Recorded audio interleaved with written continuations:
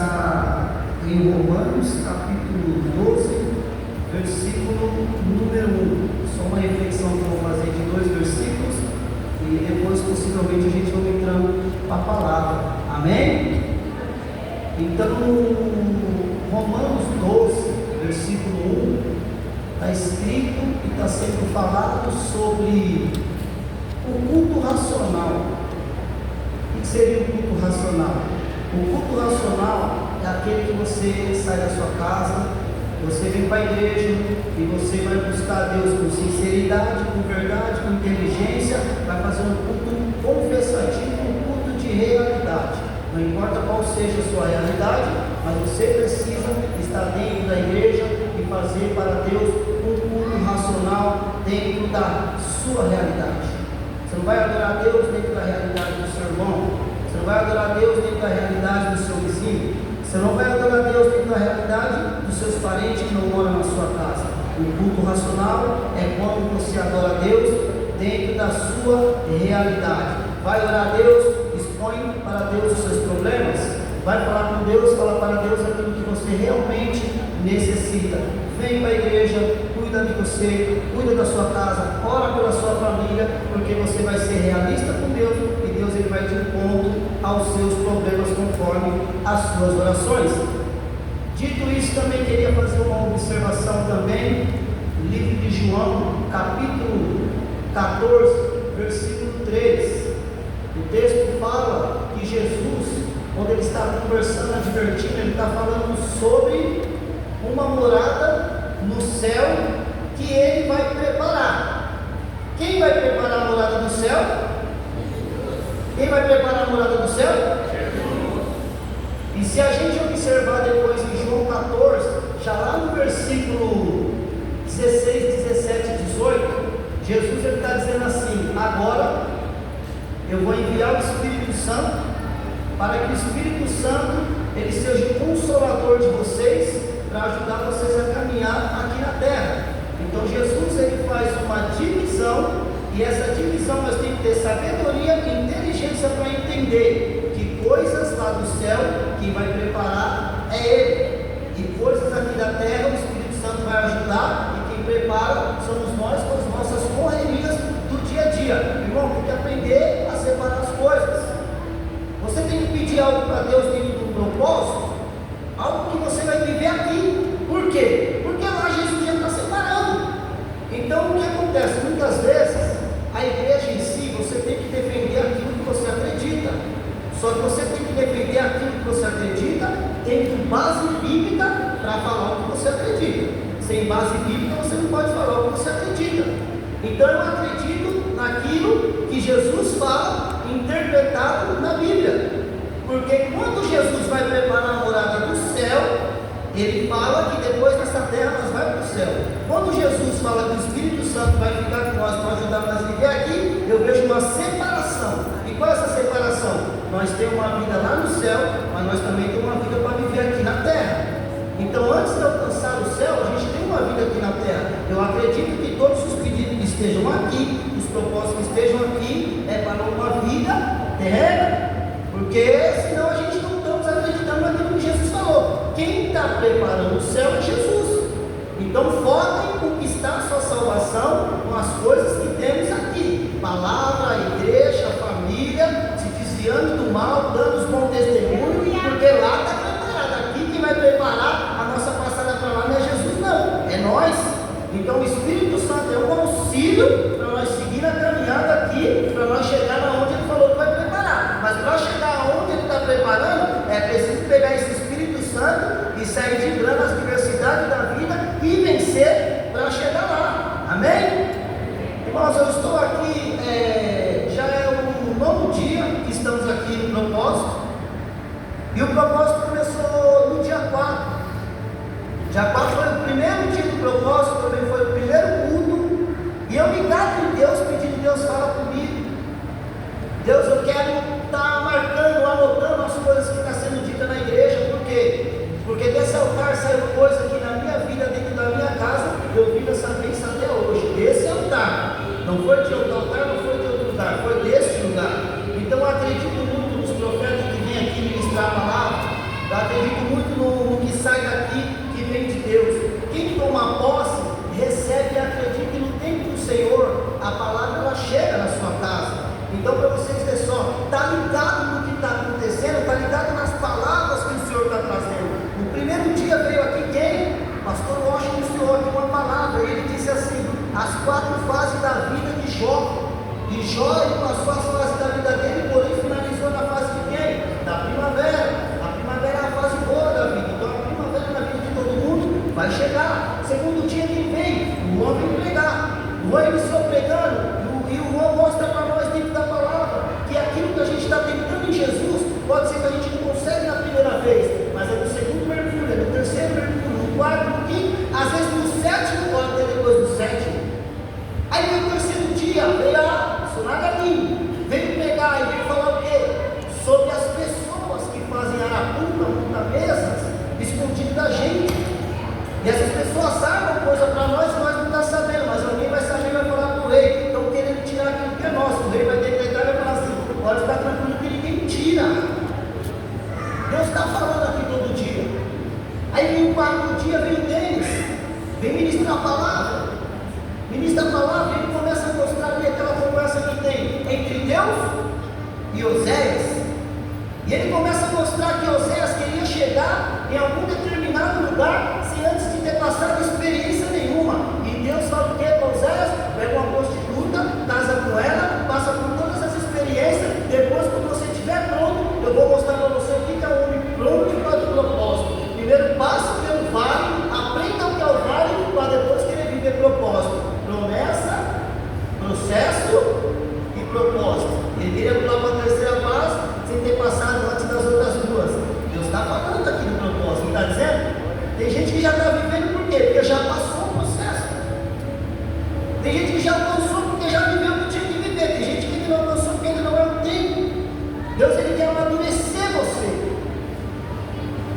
Aí a gente teve aqui no quinto dia, nossa irmã Ingrid estava pregando e estava nos ensinando com a palavra que ela pregou sobre igreja.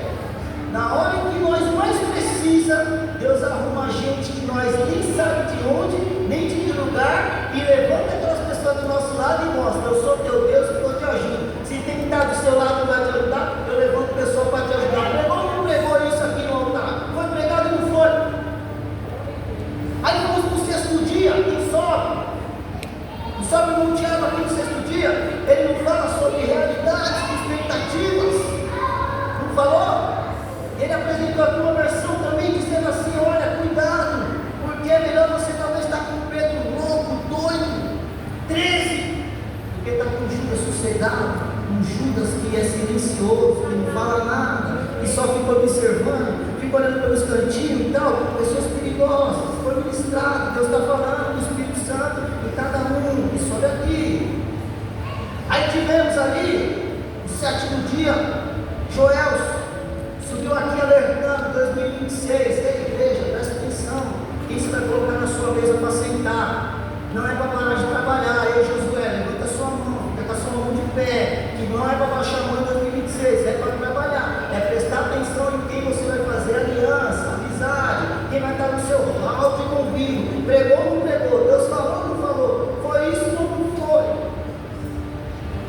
E ontem também a tampa da chaleira voou, por quê? Eu falei: Jesus, o que eu prego amanhã? O que eu prego amanhã? Vamos uma vez, Deus sempre usa esse homem aqui grandemente, e Deus vai usar cada um da sua maneira, não vai usar todo mundo igual, é cada um do seu jeito, cada um da sua maneira. Sabe, você tem que entender que Deus usa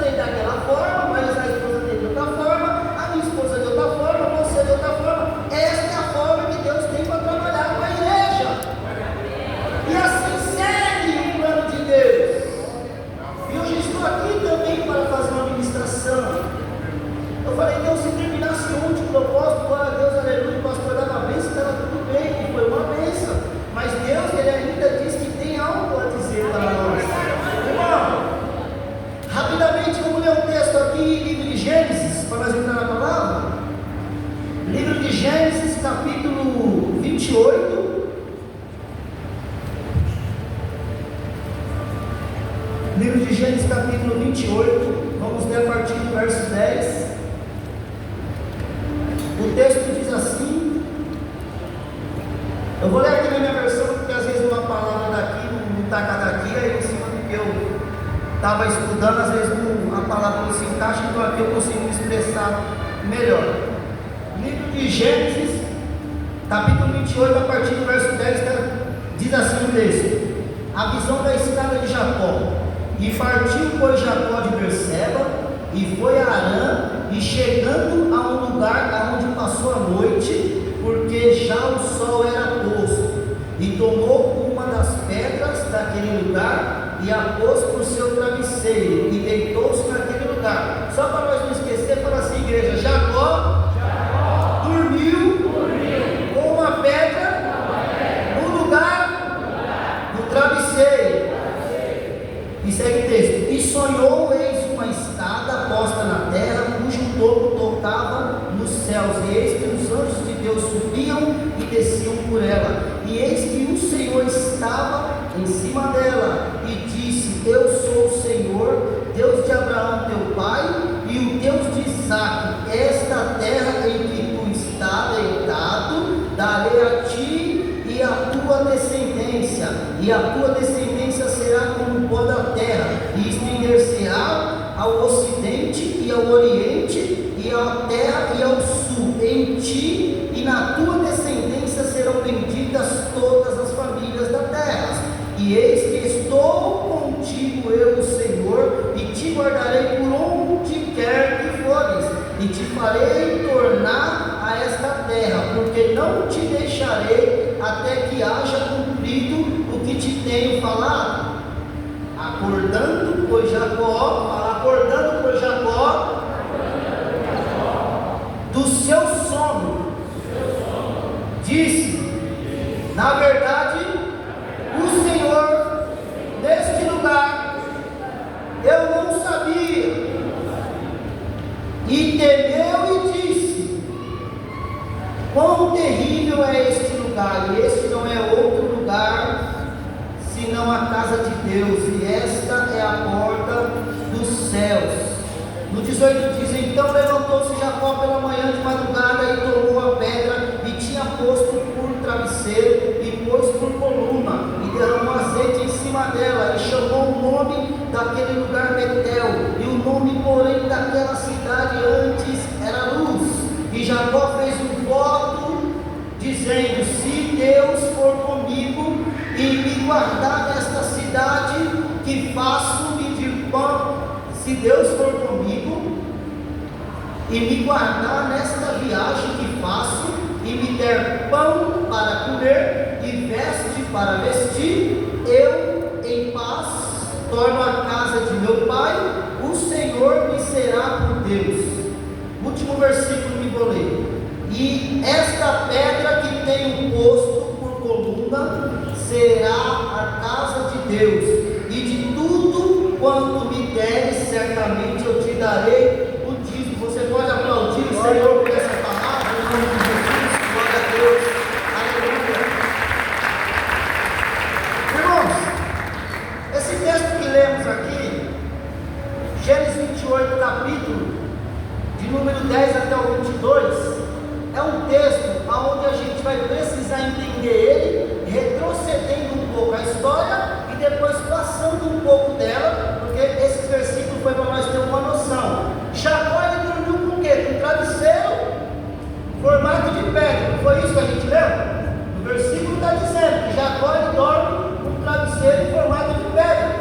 Mas a pergunta é: nós aqui tem casa, nós tem cama, nós tem coberta, a gente tem conforto para dormir. O que Jacó aprontou para ele estar dormindo em um lugar desconfortável, num vale de Betel, e precisou pegar uma pedra e fazer de travesseiro? O que Jacó aprontou? Para a gente falar de uma pessoa, é sempre bom a gente buscar o quê? A linhagem dessa pessoa. A linhagem de Jacó qual que é? Jacó, ele é filho de Isaac. Jacó, ele é filho de Isaac com Rebeca. Aí o Isaac, o pai dele quem que é? Abraão, Isaac.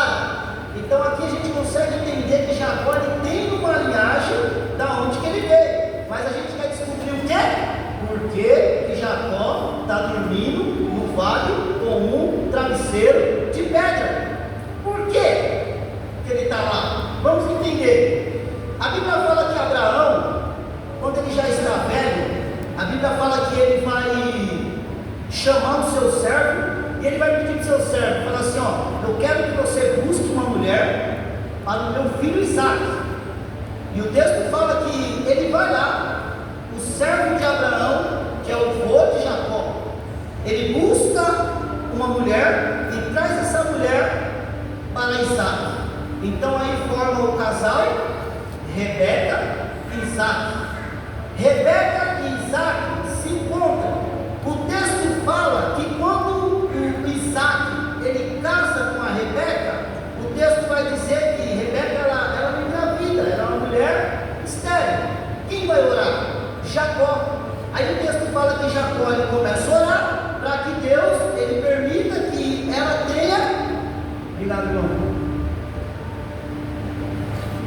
Aleluia. O texto fala que Deus permite que ela engravida, por quê? Porque ele estava orando e queria que a sua esposa Rebeca concedesse filhos. E quando Rebeca ela fica grávida, a oração dele deve ter sido tão forte que ela fica grávida de gêmeos. E o texto fala que esses dois irmãos, dentro da barriga, já há um confronto dos dois, dentro da barriga. E o texto vai dizer que quando eles vão nascer, já nasce primeiro o Esaú, e depois nasce quem? O Jacó. Jacó, quando nasce, o texto fala que ele nasce agarrado no calcanhar e sai. E aí a gente adiantando um pouco mais para frente, a gente vê que vai começar a ter uma divisão dentro da casa. Eu não sei se foi só com Isaac, eu não sei se foi só com Rebeca, parece que foi só com eles daqui, que quando nasce um filho, o pai se bandeia do lado de um, e a mãe se bandeia do lado de outro, sempre tem os preferidos, rejeitados, em algumas famílias tem. E aqui nessa família não foi diferente. O texto fala que Isaac, ele gostou mais de Esaú, porque o texto fala que Esaú era homem de caça, era aquele que ia atrás da caça, saía, entrava no mato, e já o Jacó era o homem que ficava mais em casa, era o homem mais de ficar em casa. Então o texto diz que por esse motivo o pai Isaac vai gostar mais de Esaú, e a mãe Rebeca vai gostar mais de quem? Mais do Jacó. E aí o que acontece? O Jacó, ele já começa a fazer alguns erros, e os erros de Jacó vêm na onde? Jacó ele já vem corromper o seu irmão, fazendo uma troca de primogenitura, que é aquele que nasce primeiro vai ter o direito da bênção de quem? Do pai. E quando o Jacó ele quer de qualquer jeito, a qualquer custo fazer isso, ele chama o irmão dele para fazer uma negociação. Por isso que tem um perigo muito grande quando alguém olha com a cara de vocês para a minha cara e diz assim: ah, é crente, vou fazer um negócio bom comigo. Por quê? Porque ele sabe que a gente tem de bom, mas talvez o Esaú nem sabia quão bom era a primogenitura dele. Então tem vezes que tem pessoas que estão de fora da sua vida, ela sabe o que você tem de bom, talvez nem você sabe quão bom é você para Deus, e é onde a pessoa vem tirar o proveito.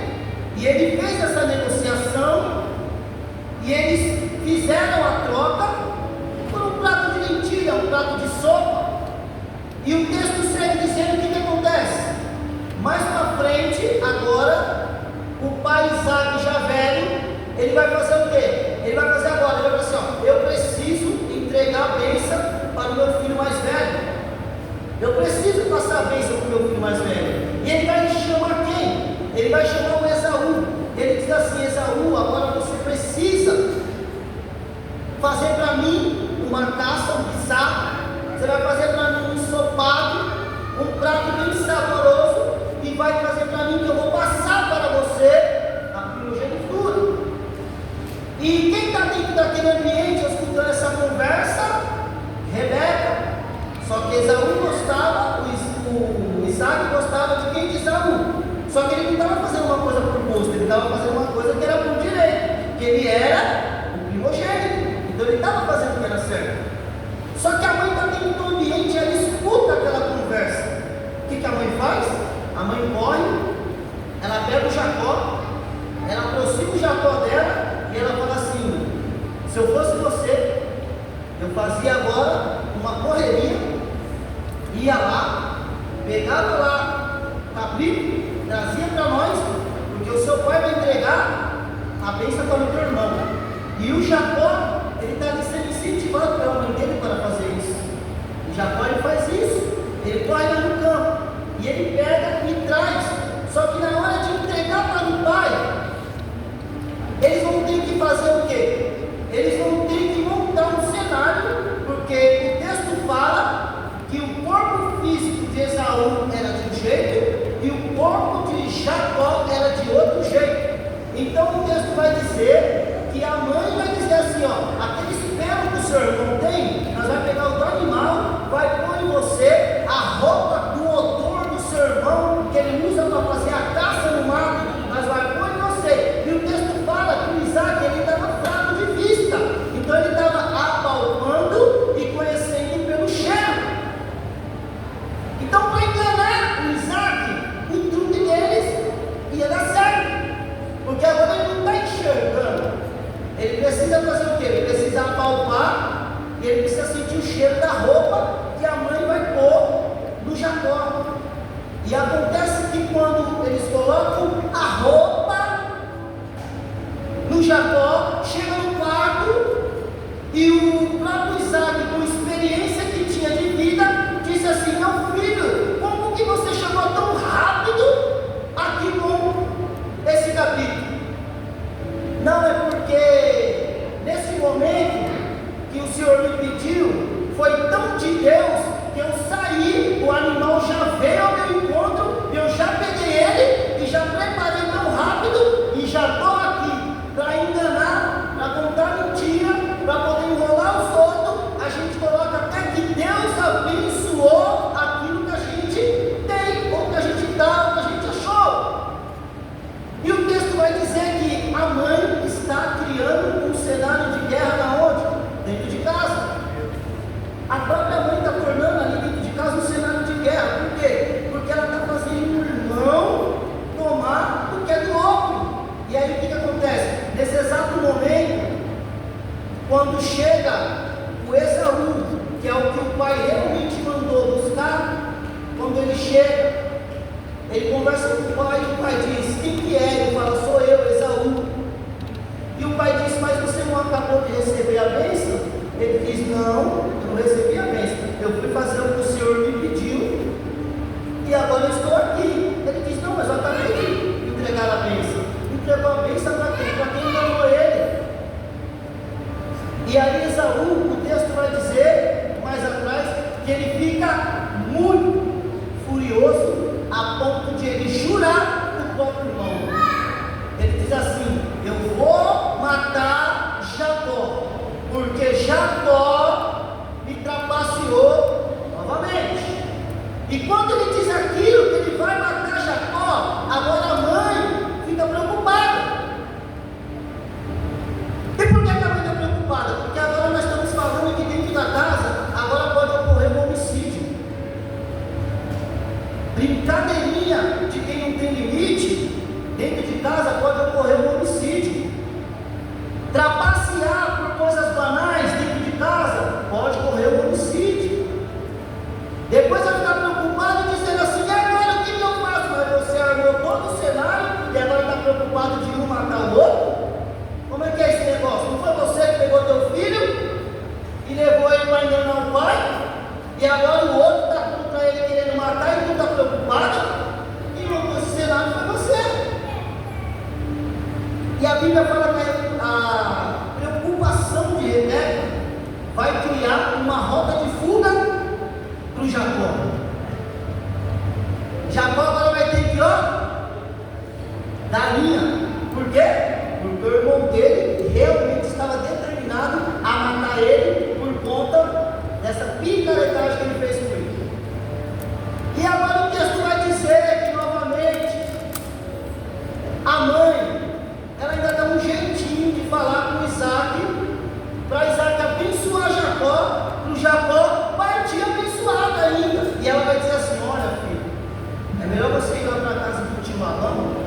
que lá na casa do tio Labão, tem as filhas dele, ele é meu irmão, ele é meu tio.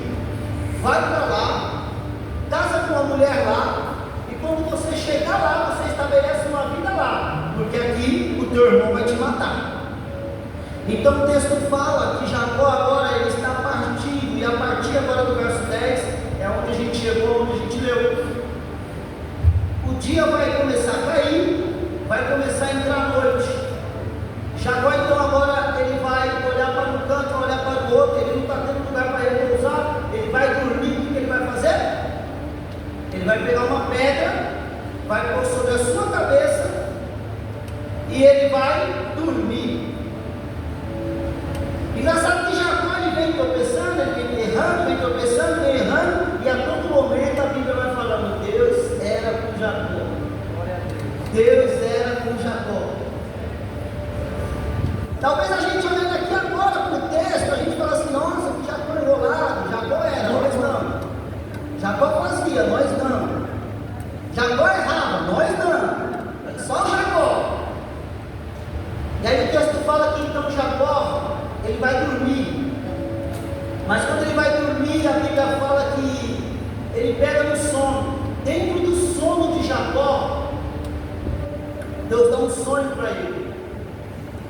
E o interessante é que dentro do sonho de Jacó, Deus mostra uma escada que pega do chão onde ele está até a ponta do céu.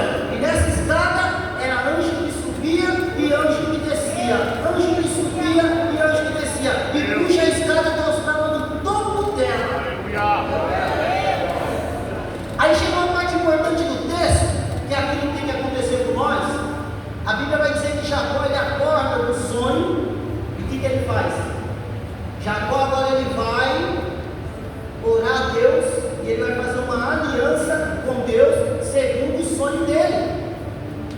Porque Jacó ele pode ter errado, Jacó pode ter falhado, mas ele tomou atitudes corretas, colocou Deus no caminho dele e ele começou a prosperar como ele colocou Deus em primeiro lugar na vida dele. Por quê, irmão? Porque muitas vezes a gente tem mania de sonhar alguma coisa, acordar, abrir o portão e contar para o vizinho. Deus deu um sonho para você. Você estava na cama mesmo dava para você ter orado a Deus e ter falado com ele: se o Senhor for comigo, eu serei fiel a ti, Deus. Mas não, sonha, levanta, abre o portão e vai contar para o vizinho.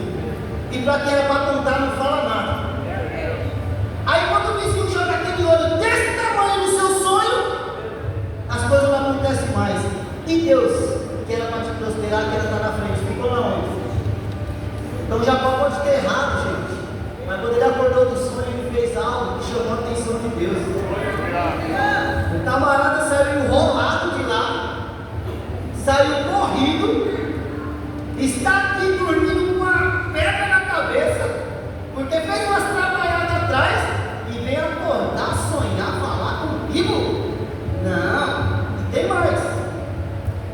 O texto fala que Jacó diz assim: se o Senhor for o meu Deus, e se o Senhor estiver comigo, me dá pão, me dá água, e cuidar de mim no caminho, quando eu terminar essa missão e voltar para a casa do meu pai, eu serei fiel a ti e eu te darei o dízimo de tudo aquilo que eu tiver que eu conquistar, Senhor. É isso que eu estou falando para vocês. Muitas vezes a gente estamos aqui fazendo propósito com Deus, fazendo voto com Deus, a gente estamos orando a Deus. Só que qual que é o final da oração do seu propósito com Deus? Se Deus conceder aquilo que você veio pedir para Ele, a sua oração será igual a de Jacó?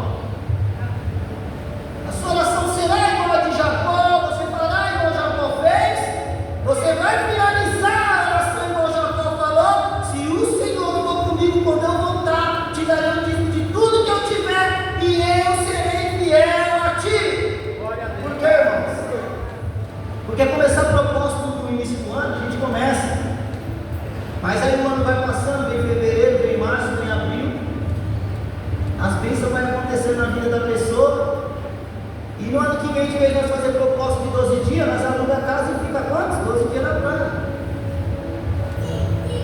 Mas não era para ter feito propósito, porque Deus abençoou o ano passado, esse ano era para abençoar também. Mas Deus não abençoa ninguém para perder essa pessoa. Deus ele abençoa abençoa você para que você venha testemunhar aqui na casa dele.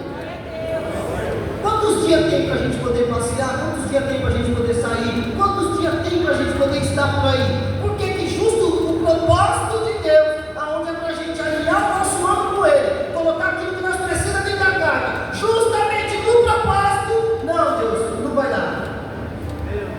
Aí você encontra no mês de junho, está brigando, enrolado, fez propósito? Não. Em dezembro está lá, mas não foi legal, fez propósito? Não. Aqui nesse altar, a gente já falou o que passou aqui, passou pessoas profetizando bênçãos para a sua vida. É você vir na igreja, é você entender o que Deus quer para a sua vida, levantar sua mão, receber a bênção e começar o ano voando. Por quê? Porque Deus está falando com você, que Ele tem bênção para você em 2026, mas Ele quer que você comece o ano alinhado. Muitos que estão aqui, a bênção já está até preparada, mas Ele está esperando você se preparar para receber a bênção. Eita Deus!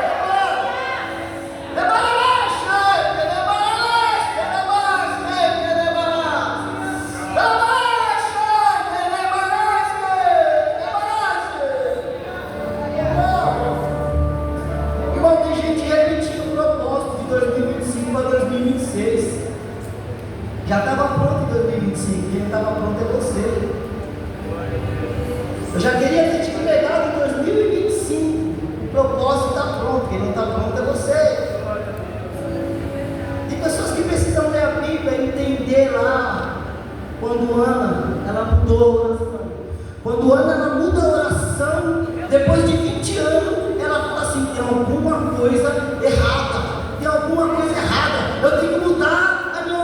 Eu estou 20 anos orando e eu conheço que Deus pode dar. Se Ele não está dando problema, está em mim. Quando ela fala assim, o estado vai ser para você.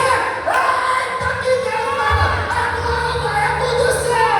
Agora vai acontecer. Quando Samuel foi direcionado para ele, acontece. Quando a bênção vai parar em nós, Ele não permite acontecer. Porque Ele não quer te perder.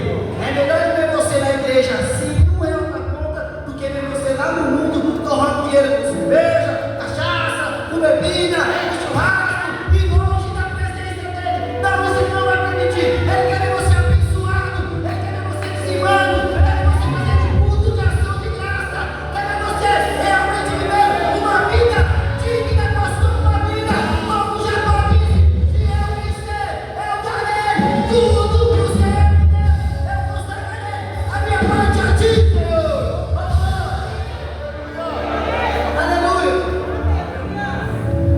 E o texto segue. Agora Jacó terminou de falar com Deus. Jacó vai continuar agora para a trajetória dele. O texto fala que ele chega lá. Jacó estava na cidade de Berseba, onde o pai dele estava, e ele precisava chegar na cidade de Arã. Então ele tinha um caminho para percorrer. O texto fala que Jacó, ele chega no poço de Arã, ele encontra algumas pessoas no poço e ele fala assim: ei, vocês conhecem Labão? Os homens dizem: sim. A gente conhece Labão. Ele fala: como é que vai Labão? Fala: Labão vai bem. Por quê? Fala: não, porque eu preciso encontrar Labão para conversar. Percebe-se que com os homens do poço, ele não revelou detalhes. Ele só perguntou se os homens conheciam Labão e como ia Labão. Demorando 10 minutinhos, acredito, aproximadamente de conversa, os homens estavam ali tentando arrancar a informação de Jacó, mas o texto fala que lá vem quem? Da água para o rebanho? Raquel. Aí o texto fala que Raquel não viu. E quando Raquel foi chegando, os próprios homens falam para ele assim: fala: ei Jacó, você não estava falando de Labão? Estava. Aquela moça que está vindo ali é filha dele. E ele olha, e o texto fala que ele conversa com Raquel. E ele conversando com Raquel, ele passa para Raquel todas as informações que ele tinha que passar. Mas para os homens do poço ele não falou nada. Quando você estiver indo para um objetivo, encontrar pessoas no caminho, se não for a pessoa certa, não fala nada. Não fala nada. Tem pessoas que vão ouvir as suas conversas, vai tentar te atrapalhar, vai tentar te parar. Talvez se Jacó tivesse falado, aqueles homens fossem